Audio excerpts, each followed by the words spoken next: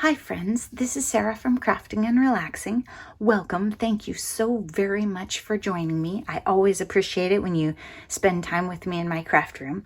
Today is weekend updates. This video is exactly what it sounds like. It's the update of what's going on this weekend in my craft room and what happened this week. So if you're not looking for a random topic video, this might not be for you. Check out my other videos where I post the actual subjects that will be covered in the videos. I'm rolling it out on Saturday because Smash Our Stash collab is in the Sunday slot. So I just thought we'd do it a day early, and turns out I have a ton of things to tell you about anyway. We have some happy mail from Kathy, who is Stampnkat on Instagram. And Kathy, I just wanted you to see, I took my Joy mug and I filled it with pens, and it sits on my other counter. So you might not always see it in photographs, but it is here in my craft room with me. I was gonna use it to make hot chocolate in and stuff, but it is so big. I mean, look at it. It's, here, let's compare it to things that you guys are familiar with. It is big. And I thought, oh, I don't know that I'll drink that much hot chocolate on a regular basis, but I certainly have that many pens and markers. I love it. It's on the counter. So let's see what Kathy sent. And then I have a few follow-up things from last week that I wanted to show you how some things turned out. Now, why is Kathy spoiling me all the time? What's she sending me this time? Ooh, some Joy, some blue goodness. Oh my gosh, look at those. It's called quillettes, and they're little quilled decorations. I have not seen that before. That is precious. And then she's got a bunch of neat cutout tags here. She's probably noticed that she sent me some before, and I do use them. Look, little blue. There's got to be, did you send me a card? Here we go. Oh, okay. She's happy birthday-ing me. And Kathy is also a January birthday. Look at this. It's an adorable scrap card. See it? It's the angled strips and then happy birthday in the center and the jewel. That is just precious, Kathy. And I think it's so fun to bring in black with the brights. Sometimes I don't think about it if it's not a color in the paper, but look how amazing it looks. Oh, what a sweet birthday card. I'm dropping things, so I might find more later. Oh, look, it's a little turtle. It's a Quillette's turtle. And then she's got, oh, look at the sparkly red. Oh, this is what she cut words out of before and sent me Joy. So now I can die cut stuff that matches it too. Friends give full color to our lives, and they're on vellum. Life is too important to take seriously. That's adorable. I have some vellum sentiments like this, but they're too big for cards. Smiles. Friends are the sunshine of life. A friend is one of the nicest things you can have and one of the best things you can be. Those are so sweet, Kathy. Okay, so yeah, she did send me the scraps so I can accent stuff if I want. And these are cute. These would be fun in a journal or just a little scrappy page. It's a January calendar, tiny, and some blue glitter paper. And then look, oh, I have a project these would look good on, but you don't know about it yet. I'm going to set those aside and think about those. And then, oh my gosh, Kathy, so much fun stuff. I just opened it all messy. I have not seen these little tiny Jolie's flowers before, and they are adorable. They are very, very nice flowers, but still very flat, so you can use them on just about anything. Oh my gosh, it's little watercolor tubes. One lost its lid, but I can put it back. That is so cute. Thank you so much, Kathy. Such fun stuff you share with me. Okay, so there's our happy mail. I picked up a couple of things, oddball things. I went to Dollar Tree because, I don't know, I was getting like toothbrushes or something. Girls' weekend, I realized I needed a new toothbrush for my travel bag. So I went to Dollar Tree. I resisted the it's only $1 mentality because I'm hearing that a lot, and it is only $1, but it's also probably not something you're going to maintain and use in the long run, and then it's going to end up in our landfill, and we both know where it came from. There's my soapbox for the day. I did pick these two up. They are, of course, made in China, but this is what I was thinking. Cute little spatulas for mixed media. Mr. Crafting and Relaxing was looking at them on the counter and he looked at me funny. I was like, those aren't for you. But I was thinking for pastes and stuff, there are very trendy little spatulas that I'm sure are more than $1, but I thought these would be fine. Given the choice, I would have gotten 2 different colors so that if I was in like mixed media madness, I didn't grab the other one and use it with a different product, but they only had the red ones left. It looked like earlier they had had more color selection. I also picked up a roll of masking tape because if you're new to my channel, this video might send you over the edge. Like if you're a labeler and in the world of Clutterbug, you're a cricket, just roll with me and try. This is what I was using to label things because I ran out of I didn't run out, but it's just, I'm hoarding it now. This is my white washi tape that was from Daiso, and I don't have a Daiso near me, and I don't know if they always have it, but knowing what I know now, I would have bought like 5 rolls of this. I was using this to label my iris cases and my project bins and that kind of thing, but then I switched to this green tape. It's a little dark, so you always have to use a really fat Sharpie to see it, and then I have these big green labels. So I just wanted a lighter tape, and also Southern Gals Designs, Tiffany, she uses masking tape in a lot of her projects, and I don't love this color green, so I just wanted a roll of masking tape. And I've wanted it for like probably a year, but I just don't even think about it when I go to the store. And I actually got this at Home Depot on a totally different day. I guess they probably had it at Dollar Tree too, but I didn't think of it. Okay, so this one came from Canada, and I do like that better than having everything come from the same country. So I think it's good I got it at Home Depot. I wanted to talk to you about the Hinge, I don't know, whatever it's called. This kind of binding system. Project 39 mini albums has tutorials. They're great. I've been using them, but they're still like, I have to stop and watch it and I have to think about it. And I made this pet album, which I mentioned before. I would, if you wanted this for $30, in the US, I would ship it, and that would be the total including shipping. So if you're interested, be sure and let me know pretty quick. But I made, this one turned out amazing. This was my second one. My third one turned out amazing. So I think this was my 4th binding, and I messed it up. And I realized that's probably where my friend went wrong. So we should talk about it a little. In the, what Debbie calls the mountain, this is the hinge and your page goes on it. So each one of these little flaps that you see here, a page hooks to it. So they're right in there. You have this all laid out flat and you put adhesive in that space. And then you flip it over like this and you're supposed to pinch these together.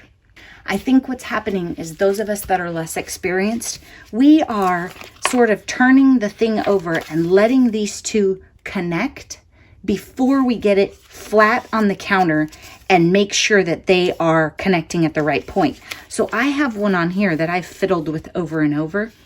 Maybe, okay, more than one. They didn't come out, how can I show you this? They didn't line up right. And what I mean by that is, see this little space right here where this one is a little, like it's on the side and then it still sticks out more right there? That is not going to lay flat. And trust me, I have worked on that. That's a lot better than it was. At this end, see how both are perfectly flat and they will hold that page and be nice. But I have at least like 2 of them where you can see right there, the paper, that base paper, doesn't lay flat against the ruler. I don't know for sure, but this one seems like a deal breaker. And my friend's was worse than that. And when I looked at it, I couldn't figure out what she did. And I know exactly what she did now. Instead of, so it's open, you have the backing off of those 2 things. Then instead of carefully turning it over and slowly making sure you've got them both flat and smushing them together, you're letting them touch each other before you have it totally straightened out.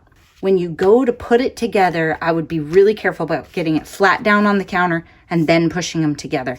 And I think the other thing that I might do as a rookie is when this is turned over and these are all exposed, instead of peeling the backing off of all of them, maybe I would peel it off of one section at a time, then flip it over, and then push those two together, because then if you touch any of these, they still have their backing on them and they're not going to get messed up underneath. If you haven't done this, sorry, this might not have been useful information to you, but I think that's something to think about. I think we're just doing this too fast. And for Debbie, it's probably like breathing. And so when I watch her, it looks super easy and hers turns out perfect every time. And the funny thing was, I was trying to do assembly line like Debbie talked about for getting more than one. So I made one, it turned out perfect. And then I paused and I thought, oh, I'll just make the hinge part another one today. And because then I'll have it all ready to go. So this was my second one in a day and it was a botched one. But I did learn from it. So I mess stuff up so you can learn from me. Now I want to show you my dies. I didn't buy any more dies this week. And I am starting to use some of the other dies that I've purchased. This Dare to Be Artsy Get Well. I like this one. It didn't cut super clean edges. And that might be my sidekick. I'm going to do some experiments. This Sympathy one sort of drove me nuts right in this area. It had a little trouble with these curly Q things.